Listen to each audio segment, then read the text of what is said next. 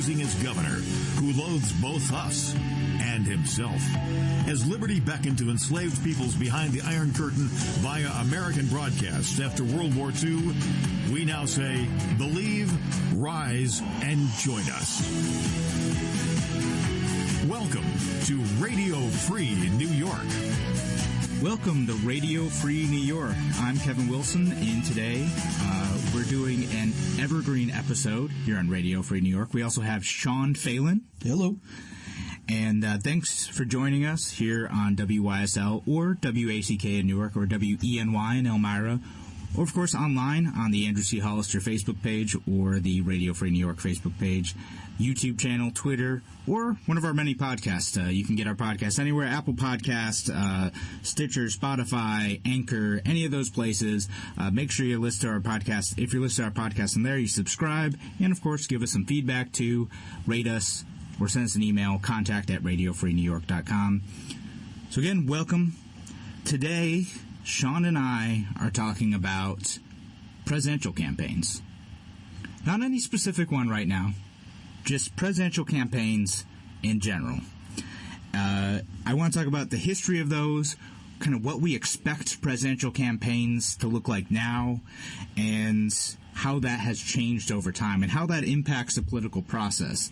And I want to do this. This was actually my senior thesis in college. And, Sean and I'm like, what are we going to talk about? What's something we could talk about that we can kind of play anytime that would be informative, relevant to the show, and still give you some entertainment, and we're hoping this is it. And educational value. Educational value. That's the point. We want you to listen to Radio Free New York and to leave better educated about ideas and the political process. So that's what we're going to try to do today. We're going to talk about presidential campaigns. Now, welcome to that social studies class in 12th grade that you fell asleep in. Yeah. The way to sell it, Sean. So come back. Yeah, right. But all right, so Sean, when you think of the presidential campaign process now, what do you think it looks like when we're going into like the 2020 campaign? Like, what do you expect that process to look like? I can't say that on the air. Of course. I believe the appropriate term would be dog and pony show. Yeah, I mean, it's all prancing around, grooming. I look better than you, and I prance around better than you, and look at the other dog get pooped over there. It's horrific now. That's a way to put it. But I've heard it was completely different in the past, and I'm totally intrigued into listening to what you have to say about this. Yeah, and by the way, Sean, I haven't given him any information on this. I'm gonna let him go in cold, and I'm gonna tell him how it was, and he's gonna react to that in some way. Well, yeah, I'm gonna play the audience. I'm gonna be like, what? What? There we go. Good job, Sean. Doing great. So glad I could be here to contribute. Yeah, right. So, I mean, when I think of the modern process now it starts like 2 years out, right? People are starting to campaign, starting to put themselves out there for a primary process a couple years out. They're going out. They're, in Iowa and New Hampshire. And now, was that the case? I mean, did these guys, campaign 2 years ahead of time? Because to me, that seems like a little excessive. Way back when? Yeah. Oh, heck no. No. So nowadays, it's constant campaigning out on the trail, sometimes hitting all 50 states, sometimes just focusing on what those swing states are. But that is not how campaigning used to be. Ever since we've had presidential elections, going back to our second president with John Adams, the elections that they used to have way back when didn't look like this. And I want to read the... Well, I was going to say, I do know something to the effect that when it first started out that it was like you went to elect your president, and whoever got the most votes was the president.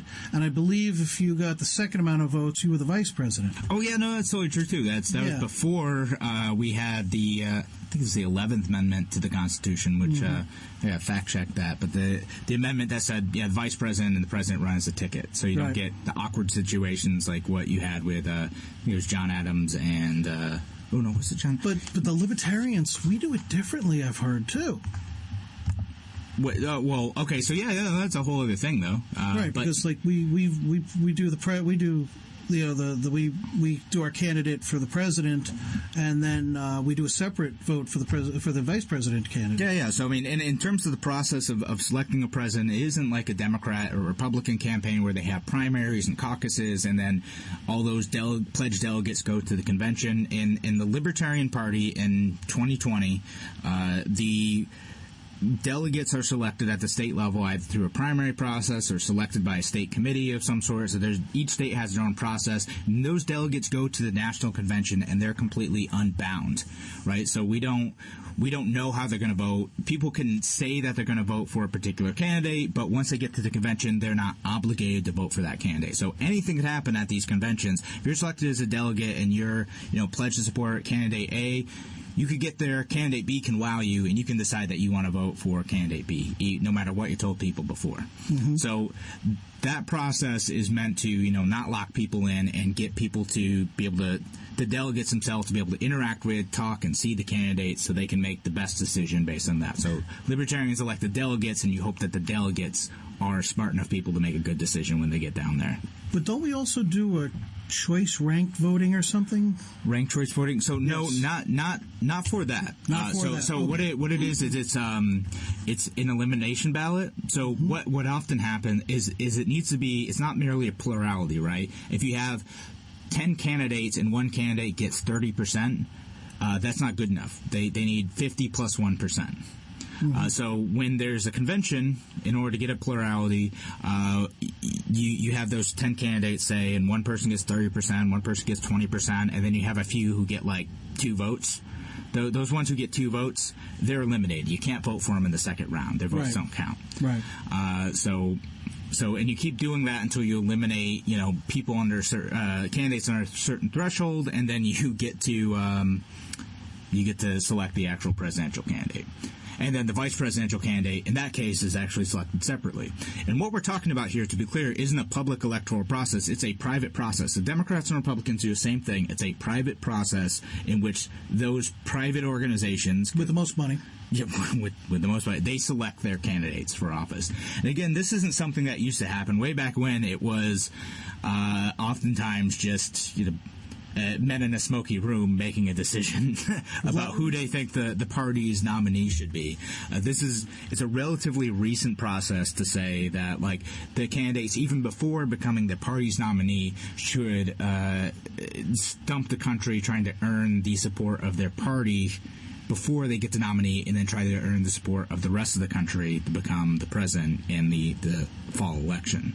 So that's a whole other thing, and it's so that's evolved over time, and I was lucky enough to participate in that process in 2016 as a Libertarian Party delegate. I went down there.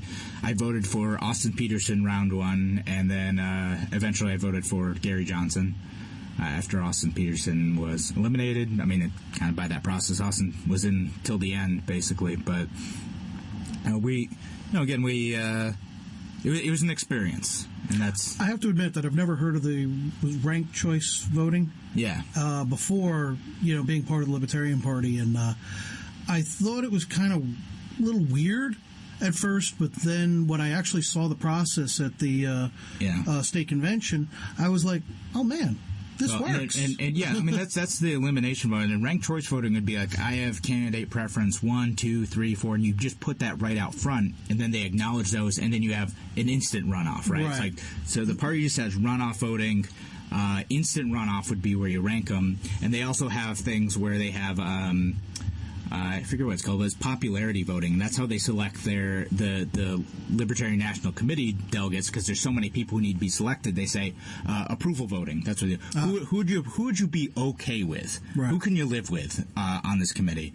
And then whoever gets the most votes that way, then it's like, okay, well, if I could only vote for one candidate, this person, but I could live with person B, C, and D too. And so then whoever gets the most that way ends up doing it. Okay. All right. And so when we go back, we will talk a little bit more about the national presidential electoral process, and I want to dive into some of the history of how these contests used to be conducted way back when, because, again, it is nothing like what we have now. So when we come back, we'll talk a little bit more about that. Thanks again for joining us here on Radio Free New York. We'll be back in just a few.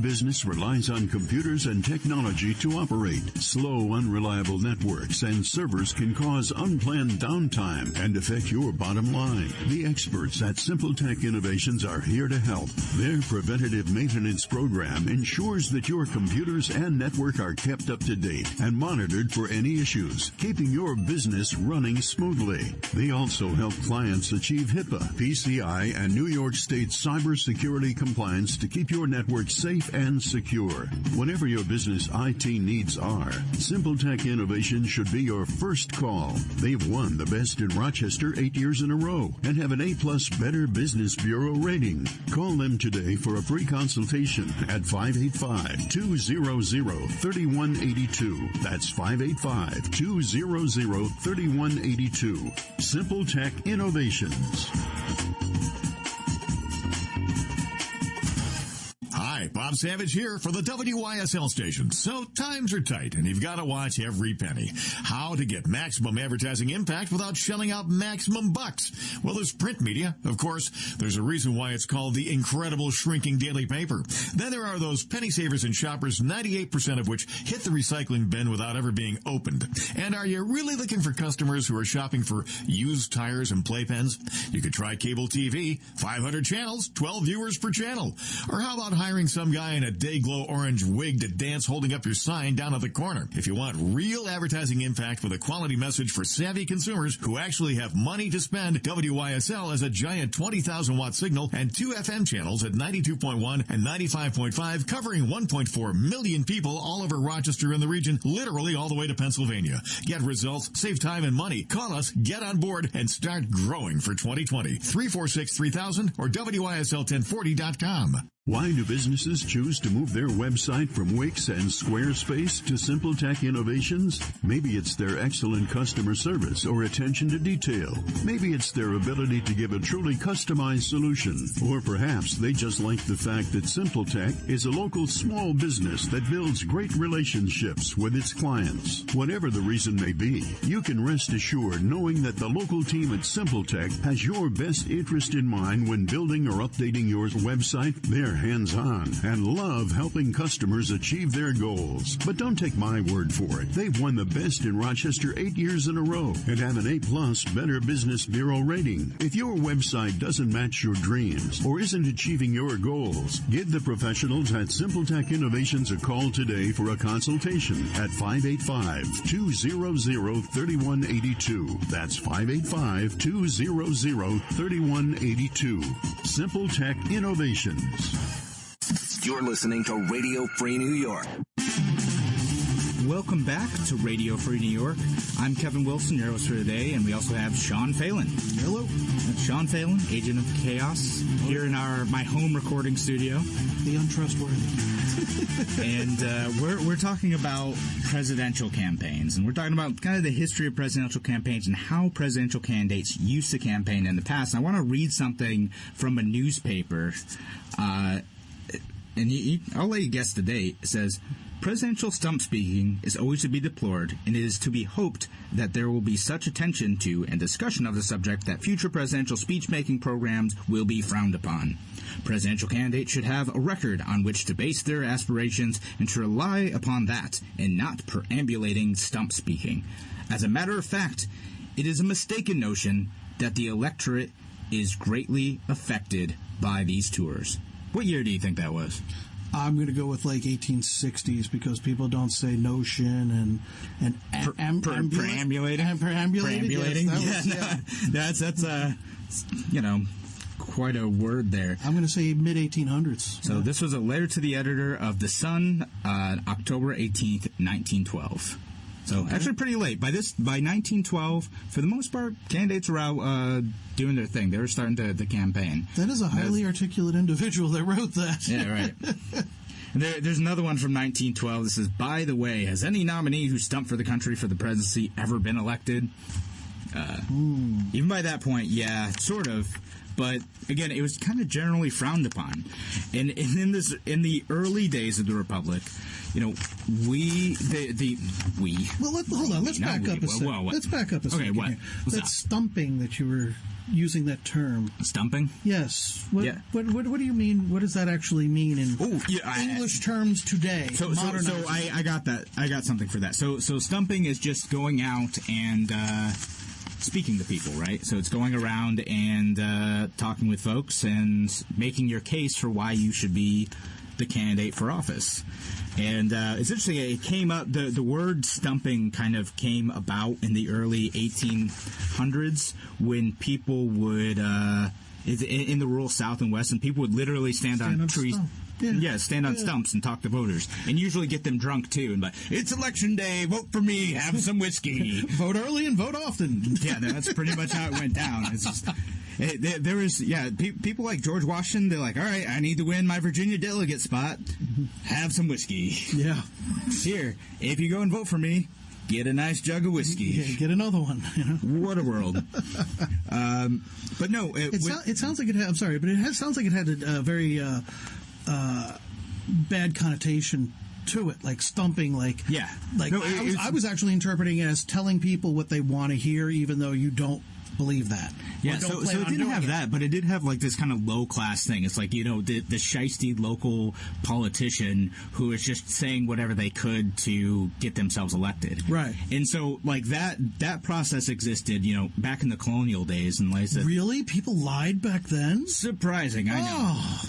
But yeah, but you know, like politics was a heck of a thing back then too, and the people who wrote the Constitution and developed the Electoral College saw that process as corrupting.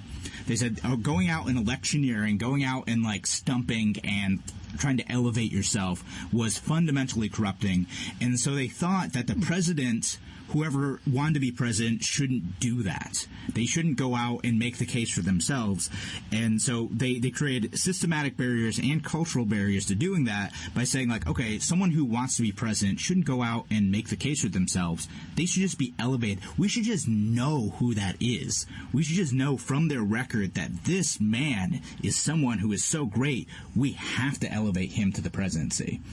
See, I could see applying that to the incumbent president, the one that's already, you know, the guy that's already got the job. You know, you shouldn't be able to go out and campaign.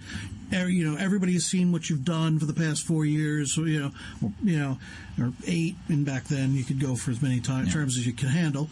But I could see them doing that, saying, "Look, you're a sitting president. You don't campaign. Your work is already laid out. Everyone has seen it. Yeah. It's any new guy that challenges that." That would be the guy I would expect to campaign and hear what he's got to say. No, right, but I mean, like, sometimes you're going to have like no incumbents, right? So you got to do it. But like the phrase that would come up a lot, and when I was doing research for this, is the office should seek the man, not the man the office. Ooh. Yeah, which is a great quote. Which is funny. There's also a great Douglas Adams quote that is a little bit funnier than that, and it's that no one who wants the presidency ought to get it. And I'm misquoting that a little bit. It's like anyone who seeks the presidency in no way is qualified to get it, just because.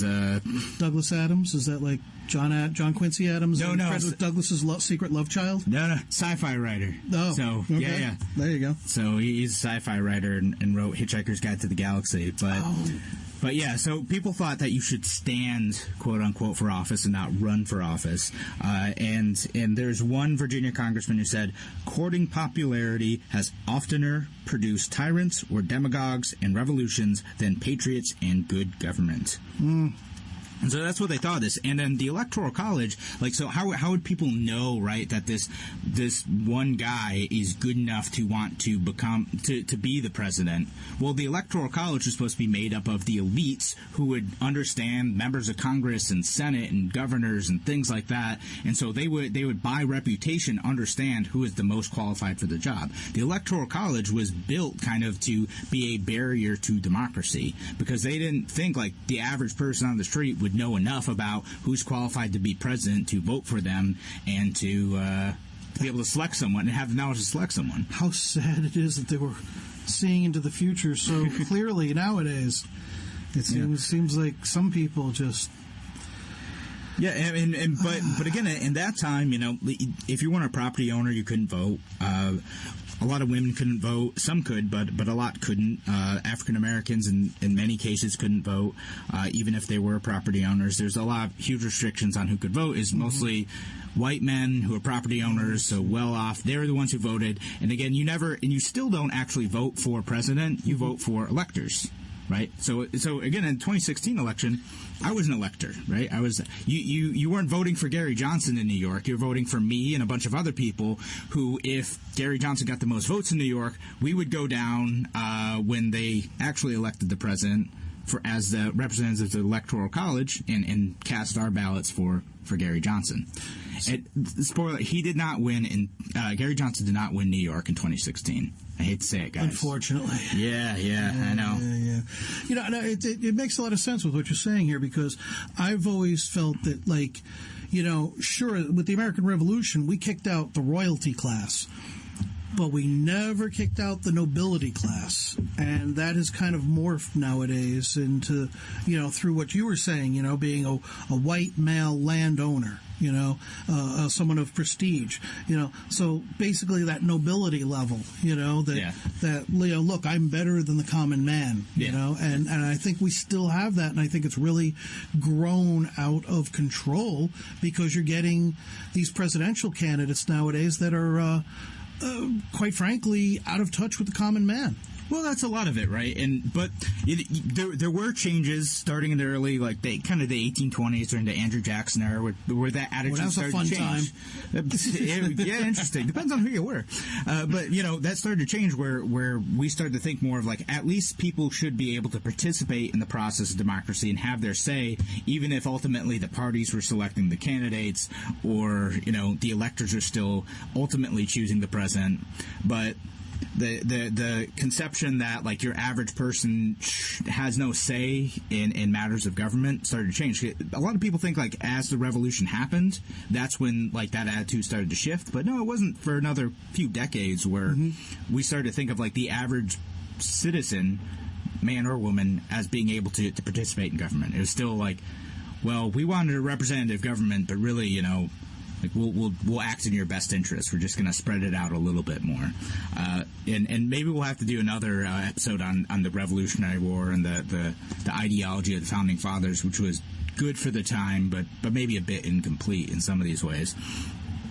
Now, in the early days of presidential campaigning, just because the candidates would try to preserve their dignity by staying at home or staying at the office and not campaigning, doesn't mean that other people weren't out doing it for them. They expected other people to go and make the case on their behalf.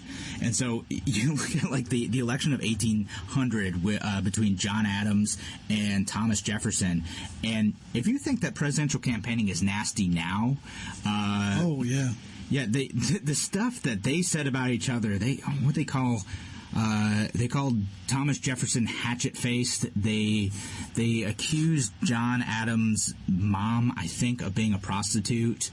It was nasty stuff. They did the same thing, and up through the 1820s too. I think they did the same thing with Andrew Jackson's wife as well, as they accused her of being, I think, a prostitute.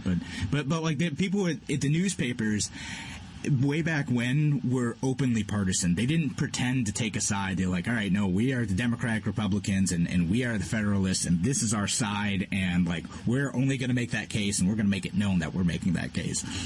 Also, Fox News wasn't the first to do this. No. They used to be more honest about it. They didn't used to dress it up and fair and balanced. No, that they said it how it was. So they would trash each other nasty ways in public, and then but most of the campaigning would be happening through either these partisan newspapers or through local committees or what have you.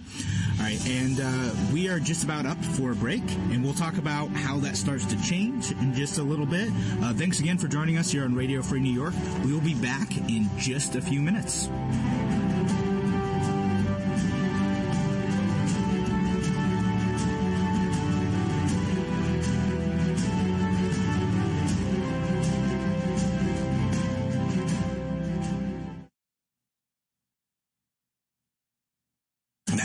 even twice the power. WYSL. More powerful FM 92.1, FM 95.5 West, and 1040 AM WYSL Avon Rochester. Here's the latest forecast from the News 10 NBC Weather Center. Tonight, partly cloudy. We'll see temperatures down into the 20s. Thursday, partly to mostly cloudy. Temperatures, though, will be in the upper 30s to near 40. Near 40 on Friday with cloudy conditions. Could be a little light rain snow mix Friday night. Any mix will change over to wet snow as we go through the day on Saturday. I'm Rich Cadelia on WYSL. It's the Start Something New sales event for the new year. Now with the all-new Victor Chrysler Dodge Jeep Ram Anthony Drive off Route 96 in Victor. For a limited time, lease the 2020 Jeep Grand Cherokee Laredo 4x4, just $148 a month for 24 months. Features V6 power, backup camera, Uconnect, remote keyless entry, and more. MSRP $37,585, 10,000 miles per year. Must have Grand Cherokee lease and be returning lessee. Or lease the 19 Ram Warlock 1500 quad cab 4x4 pickup for just $199 a month for 42 months. 10,000 miles per year, MSRP $41,325. Must be Conquest lessee and use Ram bonus coupons while supplies last. Has V6 power, remote keyless entry, Sirius XM, and Uconnect. Or lease the 2020 Dodge Durango 4x4 with V6 power, remote keyless entry, backup camera, and more. Just $149 a month for 24 months. MSRP $38,785. Must have competitive lease. It's the all-new Victor Chrysler Dodge Jeep Ram Anthony Drive in Victor. Save big on America's favorite four-wheel drive vehicles. Why do businesses choose to move their website from Wix and Squarespace to SimpleTech Innovations? Maybe it's their excellent customer service or attention to detail. Maybe it's their ability to give a truly customized solution. Or perhaps they just like the fact that SimpleTech is a local small business that builds great relationships with its clients. Whatever the reason may be, you can rest assured knowing that the local team at SimpleTech has your best interest in mind when building or updating your website. They're hands-on and love helping customers achieve their goals. But don't take my word for it. They've won the best in Rochester 8 years in a row and have an A+ Better Business Bureau rating. If your website doesn't match your dreams or isn't achieving your goals, give the professionals at SimpleTech Innovations a call today for a consultation at 585-200-3182. That's 585-200-3182. SimpleTech Innovations. When it's colder inside your house than it is outside, don't just put on another sweater. Honey, we need help. Taylor at 500 help. Did the temperature drop and your furnace just stopped? Honey, we need help. Call Taylor at 500 help. Taylor is always on call to help. So when a heating emergency happens any time of the day or night, honey, we need help. You know what to do. Call Taylor. 500 help. Whether you plant it, milk it, raise it, or harvest it, make your way to Buffalo for the Western New York Farm Show, January 30th through February 1st at the Erie County Fairgrounds in Hamburg, New York. Free and open to the public, the region's largest agriculture, trade, and lifestyle show. Don't miss the second annual Lumberjack Classic on Saturday, featuring timber sport competitors chopping, sawing, and cutting their way to victory. The Western New York Farm Show, January 30th to February 1st, Thruway Exit 56, just south of Buffalo. Visit WNYFarmShow.com. Sheriff Thomas Doherty would like to remind us to make sure we are riding our snowmobiles safely this season. Remember your defensive driving skills. Always be alert for potential danger. Watch out for thin ice, unforeseen obstacles under the snow, trees, and branches on the trails. Don't drink and drive your snowmobile. Be especially alert and careful when riding at night and on the ice. Make sure you are dressed properly for the weather and have quality sunglasses to avoid snow blindness. You should have a basic repair kit on hand if the need arises. Escape from the everyday to a getaway at Woodcliff Hotel and Spa. Woodcliff features elegantly appointed accommodations, creative cuisine, themed suites, full-service spa Elan, and is Rochester's best venue for outdoor wedding receptions overlooking the city skyline. Woodcliff Hotel and Spa, where the experience is extraordinary. Located in Fairport, call 585-381-4000 or visit woodcliffhotelspa.com. We like red. It's about people who like red. It's about passion and tenderness. Liking and loving and kissing and holding and late night touching. Connection. Sure. Like you would like red. Sure. We like you and you and you and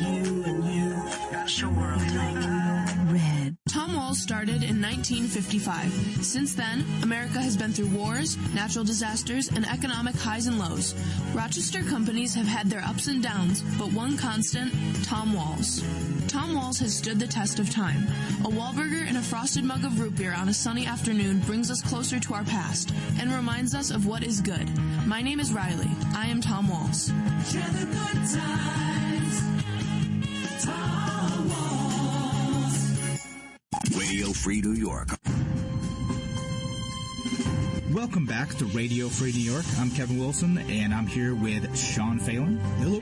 And we are talking about the history of presidential campaigning. We kind of mentioned in the last segment that presidential candidates thought it was, or the American people thought it was undignified for presidential candidates to go out and take the stump and make their case for presidency, that electioneering corrupted them and turned them into a demagogue. And part of that, to be fair, was it was really hard to just travel the country. It would take you the entirety of a campaign to be able to go and speak to people in the late 1700s, early 1800s. There just wasn't the infrastructure in place to be able to do that, nor is there really even the mass media in place to be able to report on speeches around the country. But by the mid-19th century, that started to break down a little bit.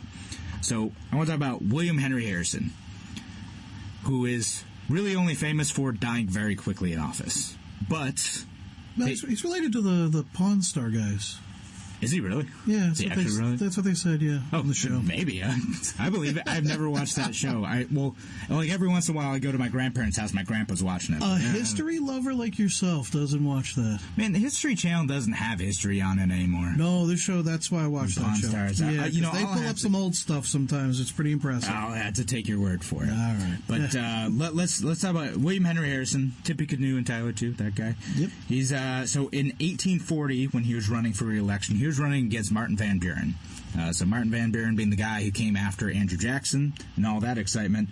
And he was running for president, and he did what you're kind of expected to do at the time. He didn't really go out and make the speeches, do any of that stuff. And his people in his party would defend him by saying that, quote, the dignity of office demands that he should let his previous life bespeak his praise. General Harrison, like General Jackson, refers to his interrogators to his previous votes, speeches, and letters upon political subjects. So again, he's not out doing the thing where he's saying why he should be president, right? That was before it.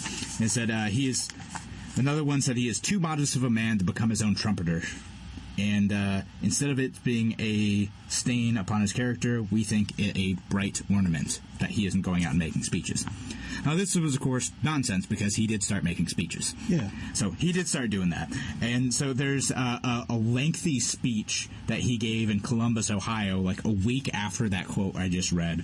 And it says, This is the period in time where they would pretend that they weren't campaigning, though. It said, the speech was entirely unpremeditated. Neither General Harrison nor any other person thought of his making a public address 2 minutes before he commenced it. He said he had no intention to detain his friends by making a speech, and he did so in obedience to what he understood to be the desire of those whom he addressed. So, way back at this point in time, politicians would tell you they're not campaigning while campaigning.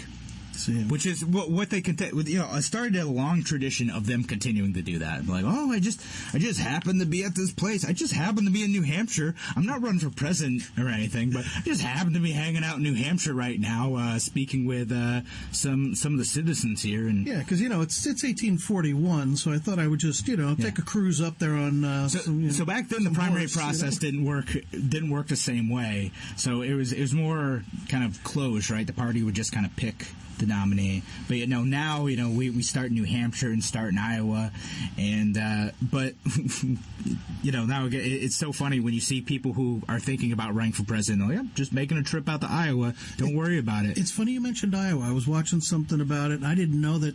I thought Iowa was like this bastion of political candidacy history. I thought people have been going to Iowa since way back 1870s or something. No, 1971.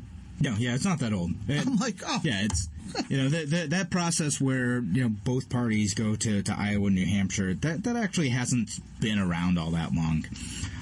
And also, in following up on the fascinating legacy of William Henry Harrison and the presidential candidates who came after, it was entirely partisan whether someone was being criticized for that. So if you're from a party whose presidential candidate was giving a speech, you'd be like, oh, it was just totally impromptu. This crowd of 100 people just showed up, and what's he supposed to do? He's got to give a speech. You're demanding a speech. You got to give a speech. I'm on the back of a train. All of a sudden, these people show up. Oh, I might as well speak to them. Yeah, might as well. They're here. They're demanding it. The people have called me. As if it wasn't pre-organized. Yeah. So if it's your candidate doing that, it's totally spontaneous. If the other candidate's doing it, he's being a demagogue. Yeah. And, that's always how it goes. And they, rent... I believe they had to, rent that train out to travel, and make these stops. So that couldn't have been cheap either, so... Yeah, and they would quite intentional. They would take, these trains all around the country. It's not like they're just doing it to be on vacation. Some of them had the money to do that. For the most part, they didn't, though. But going on through, the 1840s and whatnot, it's, they would do these things where they would write letters or, they'd state their issue positions, and sometimes they'd give a speech, and somehow a transcript of that speech would end up in every, partisan newspaper in the country. That sort of thing would happen. I learned from Pawn Stars that they used to throw little medallions, little coins out. Oh, they had all sorts of cool stuff. So they're buttons, coins. They would do these big stunts. Throw them right off the back of the train. I wish I could find it. I know I wrote about it in here somewhere, but they would They would get big barrels and stuff and roll those through towns as a stunt for their presidential candidate. It's hilarious. Some of that stuff I kind of wish would come back. I do have buttons from Gary Johnson and a few of the other candidates. And I like collecting those, but they had all sorts of swag that they would hand out. But for the most part, again, people would just kind of pretend that they weren't campaigning. Stephen Douglas in the 1860 election kind of did the same thing. He would sit on the back of the train and, oh, surprise, there's a crowd who just happened to be in this town that I'm driving through, and town with a population of 300, and there's 500 people here. What coincidence! Well, weird thing, they're so popular. They heard I was coming through, and I had to give a speech. Yeah, no, it's a bunch of nonsense. But it started to change over time, and eventually people started, doing a little bit more of a tour. They do kind of listening tour type of things, and over time, it started to wear down just a little bit. But they were, as we read in the beginning of the last segment, it's this idea of presidential candidates shouldn't be out giving speeches lasted, well into the 20th century, at least up into 1912. And what ended up happening is that in the late 1800s, so the 1888 and 1896 elections, they wouldn't take the stump. They would do what's called front porch campaigns. And so the candidates, people like President Benjamin Harrison, thought about going on a tour, decided not to, and at this point in time, they were able to go out on a tour. The train network was built up enough where they could actually do it. But instead what they would do is they would sit on their front porch, and these crowds of adorners would come up to them, and then they would give a speech, and that speech would get reported in the newspapers. And so they weren't out debasing themselves by begging for votes. The people would just come up to them. Yeah, the president was a lot more accessible back then. I heard, you literally were, right? You could literally walk up to the White House, knock on the door, walk in, and have a word with the president about something. Yeah, once upon a time. You hear stories about the Andrew Jackson presidency, who'd have the big wheel of cheese, and you just get people in, invite people over. Here, take some cheese. Let's talk politics. Nice. What a world, right? Have some cheese and presumably booze. I'm assuming there was a lot of booze. That should show people fundamentally that something's gone wrong with our government. Because if, you've got elected officials nowadays, that are trying to take guns away from the populace, yet they're being with armed people, that you can't just approach them.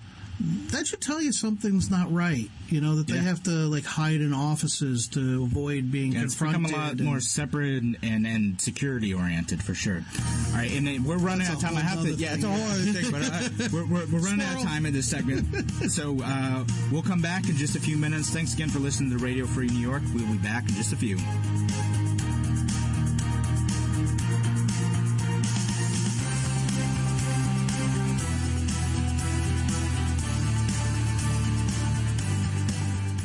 Why do businesses choose to move their website from Wix and Squarespace to SimpleTech Innovations? Maybe it's their excellent customer service or attention to detail. Maybe it's their ability to give a truly customized solution. Or perhaps they just like the fact that SimpleTech is a local small business that builds great relationships with its clients. Whatever the reason may be, you can rest assured knowing that the local team at SimpleTech has your best interest in mind when building or updating your website. They're hands-on and love helping customers achieve their goals. But don't take my word for it. They've won the best in Rochester 8 years in a row and have an A+ Better Business Bureau rating. If your website doesn't match your dreams or isn't achieving your goals, give the professionals at SimpleTech Innovations a call today for a consultation at 585-200-3182. That's 585-200-3182. SimpleTech Innovations. Aircraft Environmental Systems proudly supports Radio Free New York. Rochester-based leaders in climate simulation chambers for America's R&D laboratories. We're experts in troubleshooting, calibrations, custom designs, and consulting for more than 40 years. Industry pioneers, we created the first ever fleet of temperature, humidity, and altitude test chambers available to rent coast to coast. Trained and trusted by environmental chamber manufacturers, we are ACES. Find us at acesinc.com. Your business relies on computers and technology to operate. Slow, unreliable networks and servers can cause unplanned downtime and affect your bottom line. The experts at SimpleTech Innovations are here to help. Their preventative maintenance program ensures that your computers and network are kept up to date and monitored for any issues, keeping your business running smoothly. They also help clients achieve HIPAA, PCI, and New York State cybersecurity compliance to keep your network safe and secure. Whatever your business IT needs are, SimpleTech Innovation should be your first call. They've won the best in Rochester 8 years in a row and have an A+ Better Business Bureau rating. Call them today for a free consultation at 585-200-3182. That's 585-200-3182. SimpleTech Innovations. Radio Free New York. Welcome back to Radio Free New York. I'm Kevin Wilson, your host for today, and we also have in with me the loose cannon, Sean Phelan. Sean Phelan, yes, Sean Phelan. Sean, agent of the chaos. Talking about presidential elections and kind of the history of presidential campaigning and how it used to be a thing where presidential candidates would not campaign and then pretend not to campaign. And now we're at a day where, my goodness, we're hanging on every candidate's every word on Twitter 24/7. Oh yeah, head movements. How many times do they blink? And it's crazy. Oh, yeah. What's her face blinked 20 times during the debate, and does that mean that she's a liar? We'll spend the next 2 hours analyzing this. All right, so a lot of this started to change in the late part of the 19th century. Kind of the facade of pretending not to campaign started to end, especially in the 1896 election. It's not any definitive point, but that's kind of where, you had one candidate who's just like, look, I'm just going out and campaigning. I don't think it's going to hurt me. And there was a guy who was famous for making speeches, Congressman William Jennings Bryan. He made his famous Cross of Gold speech at the time. So he was in favor of making silver part of America's money because he wanted to create some inflation, which would help people in debt, in theory, help the farmers who had farm debt. And his Cross of Gold speech was saying that we were being crucified on a cross of gold by only relying on gold as the backer for the U.S. dollar. Oh, so he wanted to go to the silver standard. Yeah, he wanted. He called it So yeah, it's cross the gold. They called them the boy orator, and then the gold Democrats, they wanted sound money. They thought gold's more stable and better. I don't want to get into the issue of that election because that's not an issue I mean, it's passed it now. It's interesting. It's worth looking into. It's a fascinating moment when like we were discussing still like precious metals as backing currency, which of course we do not have anymore at all. We have fiat currency, which means that the government tells you that this is money and you believe them. That's what it is. That's for another show. Yeah, that's for another. We'll do another show where we just talk about like gold and fiat currency and or fake money. Yeah, we'll talk about the Fed. Be a good time. But so in the 1896 election, William Jennings Bryan, who is already kind of well known for making big fiery speeches, he went out and, did go out and campaign. He did a whistle-stop tour where he would, again, speak from the back of the train. He kind of dropped most of the facade of saying that he wasn't, really going out and campaigning. He was going out and doing it. He did a little bit, but, the Republican Party at the time and some of the Democrats, because the party actually split over this gold issue, they trashed him. And there's one Republican, a guy named John Hay, he says, he is begging for the presidency as a tramp might beg for a pie, with no idea that it is a matter of any more importance. So, yeah, no, that's what they thought of giving speeches at the time. Or at least some people pretended to. Again, if it's your guy, you think he's connecting with the people. If it's the other guy, he's being a demagogue. The Philadelphia Press said that William Jennings Bryan hunts his crowds. William McKinley, who's the guy who ultimately won, his crowds hunt him. And again, William McKinley was kind of running that like front porch style campaign for the most part, where he would just have people come to him. Didn't he get shot? He did get shot. So they were hunting him, literally. In a sense, was he? I think he was the guy who was shot in Buffalo too. Yeah, he's the guy, and then that's how Teddy Roosevelt became the president. Is after that. Yeah. How ironic. Yeah. No, so yeah, that's write something like that today, and you'll find the NSA at your door.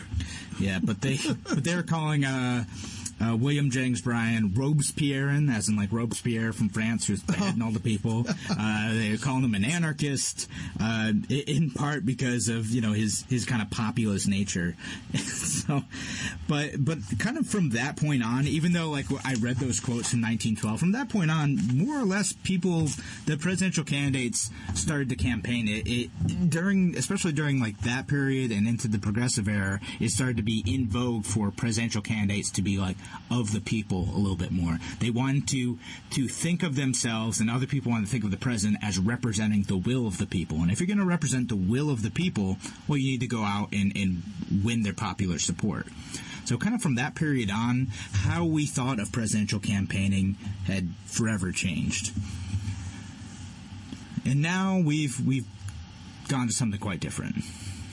Well, I think one of the major turns was not only radio, but then television. Yeah, sure. I think television really changed the whole campaigning process, because if you don't look good on TV, you are not credible. It's like the infamous Nixon-Kennedy debate, right? Exactly. Nixon didn't want to wear makeup on TV, and he just looked sweaty and terrible, even on the black and white TV, whereas Kennedy looked great, and that made part of the difference. The people who had only listened to the debate on the radio thought that Nixon had won.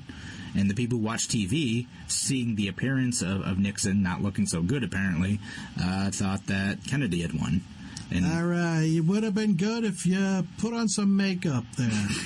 Was that a Kennedy accent? That's kind of good. Trying to get the whole, I can't do the elitist, You tried, Sean. You tried. My Chowda accent, Chowda? I can't do the Boston accent. Yeah. But yeah, I mean, from that point in time, it changed.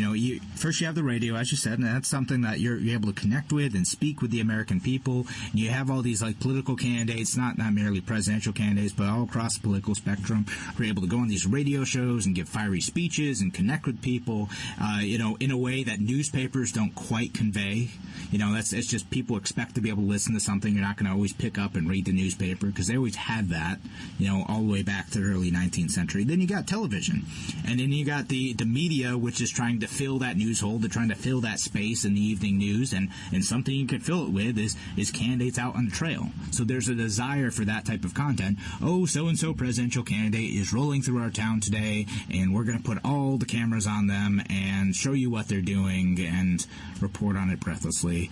And now, even more so, because way back then you didn't have 24-hour news. Now you got, your Fox News, your CNNs, your MSNBCs, and they can report on that all the time. You got to fill that time with something, right? Yeah. Yeah, it'd be so nice if they actually filled it with some serious content instead of oh look, not all the Democrats on stage. There's 12, 13 Democrats and not one of them wearing an American flag on their lapel. How that suddenly disqualifies them from being a potential presidential candidate. Yeah, it's that's a lot. You got to overload. Yeah, I mean, come on, guys. It's a lot of trivial stuff. I kind of look back on history and I try not to dwell on that type of nonsense. In part because I look back on history, I'm there was always that kind of nonsense. It's just different nonsense now. They would pretend again, we're talking about the William Henry Harris and stuff. They'd be oh, that guy's just an idiot. He's not writing enough papers on his issue positions, so he must be dumb. Yeah. Martin Van Buren, he knows how to sell his ideas, even though he's not selling his ideas because he wouldn't dare campaign. He's just writing as a philosopher might. Well, I mean, if say, for example, CNN, since they're so, openly democratically based, biased. Same thing.